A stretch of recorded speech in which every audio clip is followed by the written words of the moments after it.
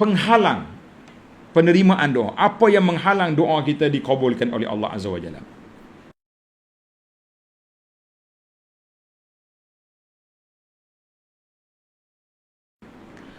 Hadis di atas menunjukkan bahawa berleluasa dalam benda-benda yang haram, sama ada pada makanan, minuman, pakaian dan sumber-sumber yang membina daging, sumber zat protein yang boleh daging kita hidup ni, dan darahnya adalah penghalang terhadap penerimaan doa. Dalam hadis Nabi kata, anna yustajab, bagaimana diterima doa dia, sedangkan makan ghuziya bil haram, makan benda haram, adalah merupakan satu pertanyaan yang lahir daripada Rasul, rasa takjub dan rasa pelik. Bagaimana seseorang yang hidupnya bergelumang dalam benda-benda haram, zahir dan batin, boleh diterima doanya? Tak mungkin.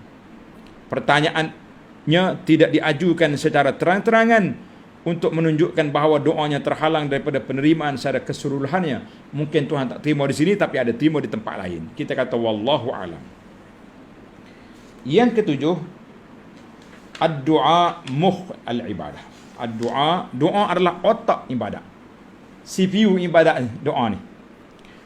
Kerana seseorang yang berdoa ketika terputus harapannya pada yang lain daripada Allah, mana bila kita minta semua dunia sudah terputus, kita hanya mengharapkan pertolongan Allah, adalah merupakan hakikat tauhid dan ikhlas dan hakikat tauhid dan ikhlas, dan tidak ada ibadat yang boleh mengatahinya. Tulis, tidak ada ibadat yang, tiada ibadat yang boleh mengatasinya. Sebab apa? Bila kita tauhid kita tinggi jitu kepada Allah, ketika itu kita hanya tawajuh kepada Allah Azza wa Jalla. Dalam erti kata lain, hanyalah pada kepada Allah ia meminta, kerana ia berkeyakinan secara jitu bahawa selain daripada Allah semuanya makhluk ciptaan Allah tidak boleh memberi manfaat dan tidak boleh mendatangkan mudarat melainkan dengan izin Allah jua. Apatah lagi untuk mengabulkan permintaannya. Kita kadang-kadang terlupa isu ni. Bila kita nak minta doa, minta dengan tok wali lah, minta dengan tok keramat lah, minta dengan tunggu kayu lah, minta macam-macam lah, tak perlu. Ya Allah, ya Allah. Jangan dia lain, tak ada. Allahul Musta'an. Ni macam-macam kita diajar cara-cara berdoa, minta dengan tu, minta ni. Kita kata janganlah tuan-tuan. Ambil yang solid lah. Ambil yang jelas, yang jitu, yang tidak ada khilaf-khilaf ulama. Kenapa kita nak berkhilaf dalam perkara yang sudah tidak ada khilaf? Tidak perlu berkhilaf. Apa dia? Minta dengan Allah, tak ada khilaf. Minta dengan makhluk ni ada bantahan sana sini, ada khilaf. Kita kata dah benda khilaf, kenapa nak halang? Kita kata kalau ada yang tak khilaf, kenapa pergi cari yang khilaf? Boleh jawab balik kan? Baik, kita pergi kepada yang ke-8. Yurshidul hadis.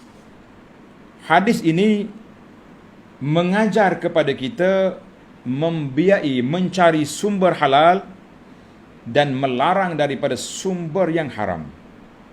Mana hadis ini membimbing kita, bimbing apa? Ke arah gesaan untuk mencari nafkah daripada sumber yang halal dan larangan daripada menafkahkan harta daripada sumber yang haram. Kalau benda haram, kita tak sudah sedekah dengan benda haram. Kita ada benda haram ada, macam harta-harta tak jelas tadi. Habis boleh tak boleh kita nak niat sedekah? Tak boleh. Kita kata kita nak bersihkan harta ini dengan kita keluar dari milik kita, pergi kepada awam. Kita minta, kalau pergi masjid kata saya nak buat jalan raya ni, boleh. Nak buat tempat orang tunggu bas tepi jalan, tempat apa saja dipanggil untuk awamul muslimin. Buat tandas ke? Boleh lah. Yang penting, tapi jangan tulis nama kita, bukan hak kita itu. Itu harta haram, bukan milik kita. Yang ke-9, sumber yang halal. Sesiapa yang ingin berdoa, maka hendaklah melazimkan dirinya untuk berusaha bersungguh-sungguh dalam menghasilkan makanan dan pakaian daripada sumber yang halal sehingga doanya diterima. Doanya diterima. Maka di sini ada dua perkara halal haram, tuan-tuan dan puan-puan kena perhatikan. Yang pertama, sumber pendapatan. Mana kita nak beli air itu halal, dia bukannya sembelih. Tapi duit pula haram.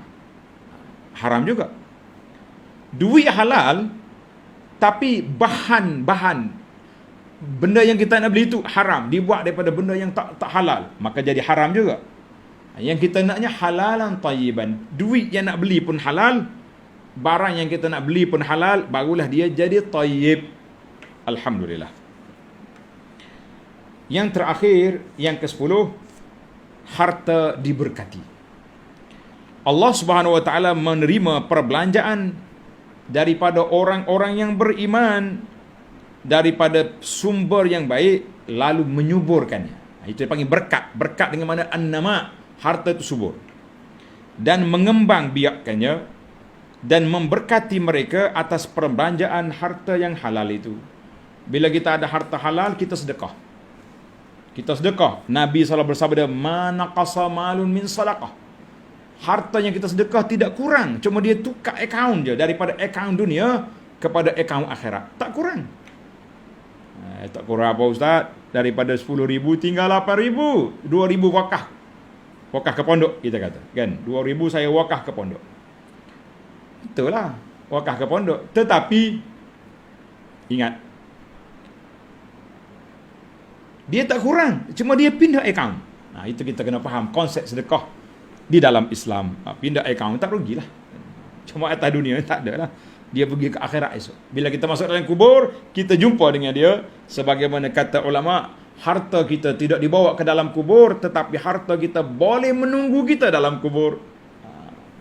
Siapa dia sayang ke harta dia, biarlah harta kita menjadi milik kita. Bagaimana kita nak jadikan harta milik kita? Dengan kita sedekah, infak, maka harta itu jadi hak kita.